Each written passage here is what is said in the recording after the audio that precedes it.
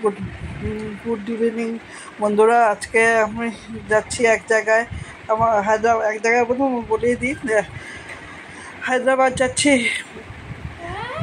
Check আপের জন্য।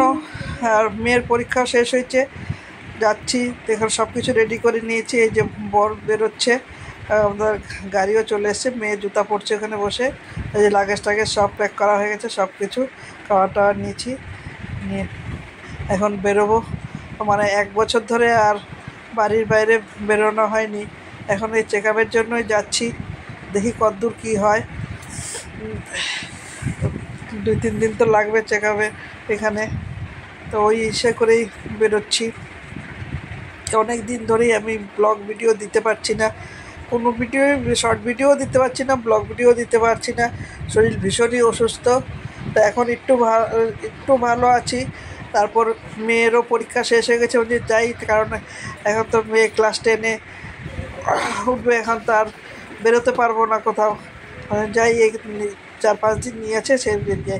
তো আমরা ঘর থেকে বেরিয়ে গেলাম, নিচে ওই যে ক্যাব চলে এসছে, ক্যাবে সব জিনিসপত্র সব ওঠানো হচ্ছে। এই যে বড় একটা ব্যাগ বাকি ছিল, সে ব্যাগটা নিয়ে লিফটে নেমে আসলো। নেমে এসে এখন ওই তাড়াতাড়ি করে গাড়ি ধরো, সময় হয়ে যাচ্ছে। অতটা দূর যেতে হবে এখান থেকে, আমাদের স্টেশন হচ্ছে 30 কিলোমিটার। অতটা দূর যেতেও সময় লাগবে, রাস্তায় ট্রাফিক জ্যাম থাকবে, থাকবে। সেই কারণে এখন দেখি, মানে 1 বছর পরে ট্রেনে যাচ্ছি। কারণ আমার ট্রেনের জার্নি ভীষণ ভালো লাগে। বাস তো একদমই ভালো লাগে না, বাস ভীষণ বাজে লাগে, একবারই ভালো লাগে না বাসের জার্নি। ট্রেনে আমার ভীষণ ভালো লাগে, ফ্লাইটও আমার ভালো লাগে না। একবার এই ভাইজ্যাক থেকে ব্যাঙ্গালোর গিয়েছিলাম ফ্লাইটে, আমি তারপর তো বলছি নমস্কার বাবা, আর ফ্লাইটে যাব না।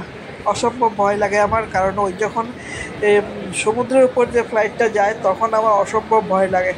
কারণ আমার ট্রেনেই ভালো, আমার ছোটোর থেকেই আমি ট্রেনে ঘুরতে ভীষণ ভালোবাসি।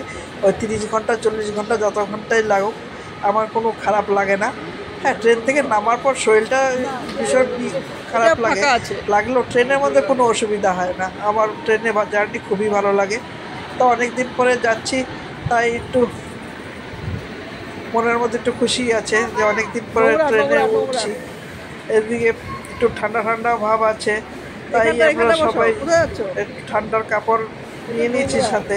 আর এসিতে তো ঠান্ডা লাগবেই, এমনি আমাদের কতদিন ধরে জ্বরে ভুগেছি সবাই, সেই কারণে ঠান্ডা কাপড় চোপড় নিয়ে নিয়েছি। এই যে আমরা ট্রেনে উঠেও গেছি। ট্রেন এখান থেকেই ছাড়বে, এখান থেকে ওই কাচিগুড়া, মানে হায়দ্রাবাদের এখান সিকান্দ্রাবাদ তো ট্রেন ঢুকবে না, এটা ঢুকবে কাচিগুড়ায়। ওখানে এই ট্রেনটার নামও হচ্ছে কাচিগুড়া, ভাইজ্যাক টু কাচিগুড়া। ট্রেনে উঠে বসে গেছি, সবাই নিজের জায়গায় এখান থেকে ছাড়বে, তা উঠতে কোনো অসুবিধা হয়নি, আর বসতেও কোনো ঝামেলা হয়নি। আর আমি উঠে বসে গেছি, বসে চিন্তা করছি এখন। এই ট্রেনে বসে খাওয়াটা ভীষণ ঝামেলার লাগে, বিরক্ত লাগে।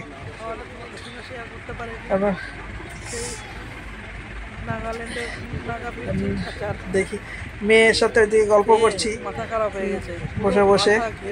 মেয়ের তো খুব খুশি, ওর দিদির কাছে যাবে বলে খুব খুশি। কিন্তু আমাদের এবারে যাওয়াটা একেবারেই বেকার হয়ে গেছে, কি বলবো, একেবারেই বেকার হয়ে গেছে যাওয়ার। আমরা শনিবারে গিয়ে পৌঁছালাম, রোববার থাকলাম, সোমবার দিন আবার এটা চলে আসতে হলো আমাদের। না ডাক্তার দেখাতে পারলাম না কিছু। যে মেয়ের দিকে ক্যামেরাটা করে রেখেছি দেখে মেয়ে এই যে ব্ল্যাঙ্কেট দিয়ে মুখ ঢেকে রাখছে, আর সঙ্গে গল্পের বই নিয়েছে। তো গল্পের বইটা পড়ছিল, আমি যে ক্যামেরাটা ওর দিয়ে করেছি সেই ও দিয়ে ঢেকে নিয়েছে। দেখে দেখো কত কিছু বলছে, শুধু পি দেখেই বলেছে। গল্পের বই পড়ার খুব নেশা, খুব নেশা। যেখানে যাবে, এখানে সিটিতে গেল সঙ্গে গল্পের বইটা নিয়ে যাবে, কারে বসে বসে গল্পের বই পড়বে। ওষুধও খাওয়া হয়ে গেছে। খাওয়া দাওয়াটা প্রায় 1 বছর করি না, খাওয়া বাড়ির থেকে নিয়ে এসছি, খেয়ে শুয়ে থাকবো আর কি। ট্রেনে তো ঘুম হয় না,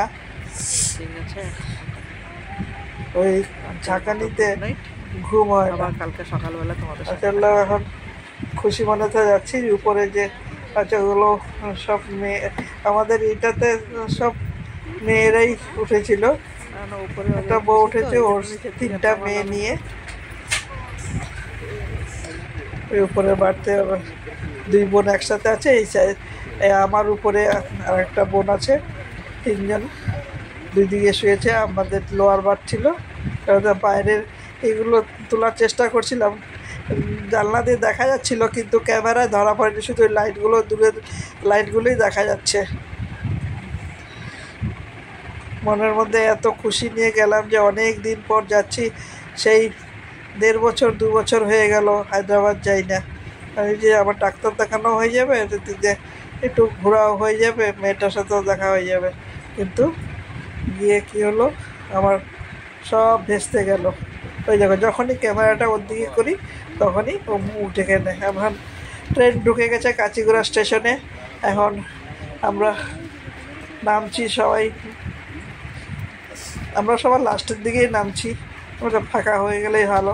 পুরো গাড়িতেই লোক ছিল, কিন্তু কোনো অন্যান্য বার যখন ছোটো ছোটো বাচ্চারা থাকে এ থেকে সব কান্নাকাটি, অনেক চিৎকার চেঁচামেচি, কিন্তু এবারে ট্রেন জার্নিটা এত ভালো ছিল কি বলবো, একটা আওয়াজ ছিল না, মানে বাড়ির মতন একদম চুপচাপ শান্ত পরিবেশ, মানে এত ভালো ছিল জার্নিটা আমাদের ভাইজ্যাক থেকে কাচিগুড়া পর্যন্ত।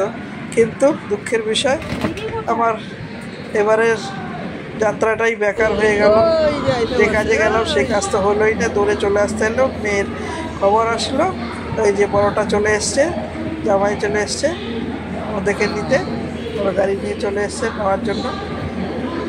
মেয়ের এনসিসির প্র্যাকটিক্যাল পরীক্ষা হবে, ফোন এখান থেকে ফোন গেল, তা আমাদেরকে আবার রিটার্ন চলে আসতে হলো। তাও ভাগ্যিসে আমরা দুরন্তদের টিকিট পেয়ে গেলাম, চলে আসলাম, কারণ বাসে তো আসতেই পারবো না, এই 13-14 ঘন্টা বাসে জার্নি করা খুব কষ্টকর।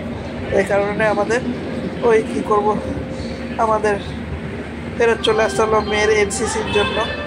আমরা থাকতে পারলাম না, কতই করেছিলাম যে 27 তারিখে আসবো, কিন্তু আমাদের সেই সোমবার দিনে ফেরত চলে আসতে হলো। শুধু গেলাম আর আসলাম, কাজের কাজ কিছুই হলো না।